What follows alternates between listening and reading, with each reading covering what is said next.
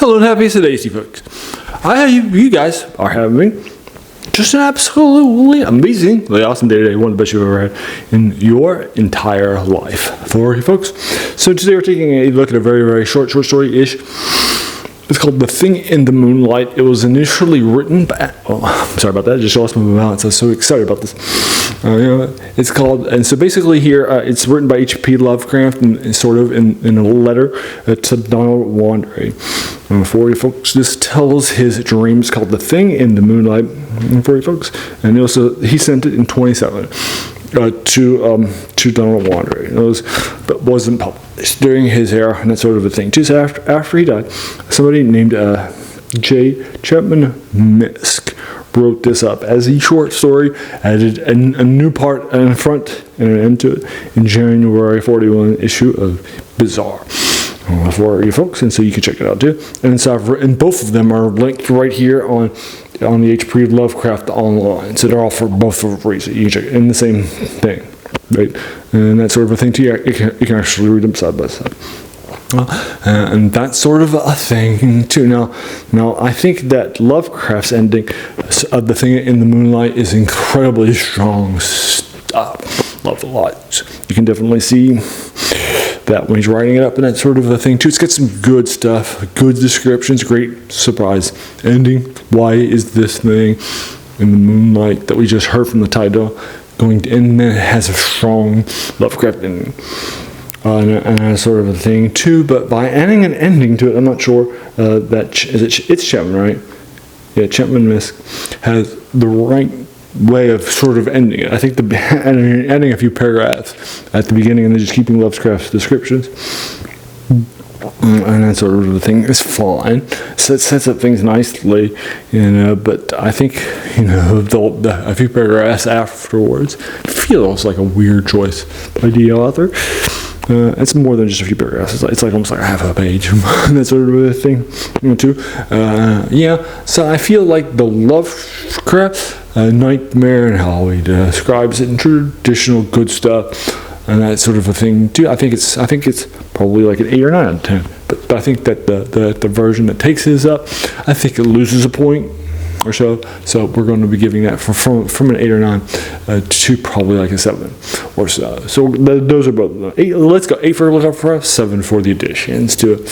And that sort of a thing too. It sort of changed it a little bit. Now I don't mind the beginning. I think the beginning is fine. Sets it up well. And that sort of a thing too. It's very, very fast. It's only like the letter shine. I mean, I could put here on by Lovecraft here. Let me see if I can just put it on one page, right, on my phone, right? And it's here. I'll show you. You can see it starts and ends all on one side of things, right? And that sort of thing. I think you'll enjoy it a lot. It's a very, very fast read for you folks. Now, as a reminder, I saw a link to you below. But as a reminder, H.P. Lovecraft became my favorite author when I was in college, and that sort of, as well as his support too, and that sort of a thing too. And I definitely love this thing. I was reading fantasy at the time. It was my favorite genre. I had read tons of novels and that sort of a thing too. And then after, as well as the occasional science fiction too. And then after that in college, as a junior, I came across a 3-volume collection of his stuff by Delray Publishers, which is a publisher I typically really enjoyed, and that sort of a thing too. And then after that, I went ahead and saw this was by them, and so I picked it up. The first volume was all about his horror stuff from his early era, influenced by Poe II, whereas fantasy ones in the Dreamlands inspired by Dunsany in his middle era, and then the last one were his later era set in the Cthulhu mythos. Loved it lots, embraced them, and actually went and read a 2-volume collection of all of his prose that he'd been shared with other people or ghostwritten or stuff like that too.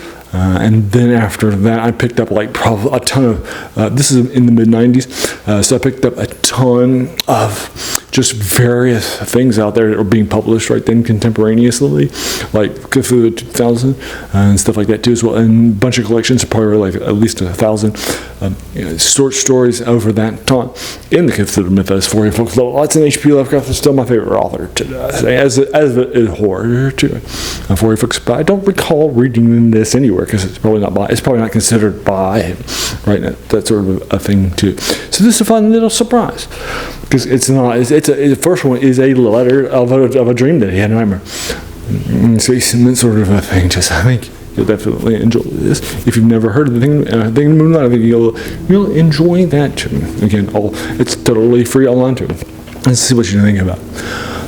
8 or 7, based on which version you're reading. For you folks, and I hope you'll enjoy it, right? And that sort of a thing too. So there you are. As a reminder, I'm not a paid critic. I didn't study literature or English in college, right? None of that stuff, right? Just a random class on creative writing. But that's it. So you can check it out too. For your folks, and I'm just a fan, right? And so I'm not coming to you from a place of expertise, right? I'm just a fan like you are. So let's definitely be like this, but and that sort of a thing too, because I definitely feel like this ending is an absolute classic for stuff, and that sort of a thing too. In the nightmare, please don't spoil it in the comments below, right? If you haven't heard of this, like I didn't either, or please let's keep that spoiler free for those folks too, right? All up and down the box. And but there you are. And so just let me know what your thoughts are. I also do 3 of these reviews a week of older things in the science fiction, fantasy, and horror genres too. So you can check out that stuff too, and that sort of thing too. So I also do some older video game reviews on Wednesday. I do older tabletop RPGs or war games too on Monday, and then older serials on Saturday too when I have a chance to here and there too. So hopefully something there will help you out and help enjoy you and having some fun with it moving forwards for you folks. And then go ahead and do whatever you want to do. And if not, I'm not going to lose any sleep, right? Don't feel pressure. But if you do, please do all the YouTube stuff, like hit the subscribe button, like button, bell icon, all of that stuff too for you folks. As you can tell from doing all those older reviews a week, it's the passion, right, of this channel to find these things for you, right? It's even where its name comes from too, right? So, and the worst thing about new books, it's a quote by a French philosopher, Jacques Joubert, who says that the worst thing about them was that they actually kept us from reading the old stuff, right? And he says not that the new stuff is bad by default, right? It's not. That's not the point. But it's our passion for the new distractions, right? Right? Movies, short stories, and write novels, video games, that sort of thing too. We sometimes have forgotten that these things are standing on the shoulders of giants like H.P. Lovecraft. So let's check out those giants too, all up and down the box for you folks. And so there you go.